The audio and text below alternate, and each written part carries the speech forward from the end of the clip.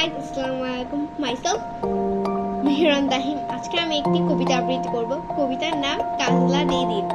লিখেছেন যতীন্দ্র মোহন বাগচি। বাঁশ বাগানের মাথার উপর চাঁদ উঠেছে ওই, মাগো আমার শোলক বলা কাজলা দিদি কই। পুকুর ধারে লেবুর তলে থোকায় থোকায় জোনাই জলে, ফুলের গন্ধে ঘুম আসে না, একলা জেগে রই। মাগো আমার কোলের কাছে কাজলা দিদি কই। সেদিন হতে দিদিকে আর কেনই বা না ডাকো, দিদির কথায় আতুর দিদি দূর থেকে থাকো, খাবার খেতে আসি যখন। দিদি তুমি তাকে দেখো, ও থাকে কেন, দিদি আসে দেখো।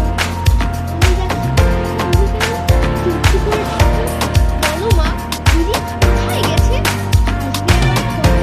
কাল যে আমার নতুন বউ, নতুন বিয়ে হয়, আগের মতো পাঠিয়ে দিয়ে আমি দুদিন কইকে তুমি তখন একলা ঘরে কেমন করে রবে। আমিও নাই, দিদিও নাই, কেমন মজা হবে। ভুই চাপাতে ভরে গেছে শিউলি গাছের তল, মারাস নেবা পুকুর থেকে আনবি যখন জল। ডালিম গাছের ডালের ফাঁকে বুলবুলিটি লুকিয়ে থাকে, দিশলে তারে উড়িয়ে মাগো ছিঁড়তে গিয়ে ফল। দিদি এসে শুনবে যখন বলবে কি মা বল, বাঁশ বাগানের মাথার উপর চাঁদ উঠেছে ওই, এমন সময় মাগো আমার কাজলা দিদি কই। বেড়ার ধারে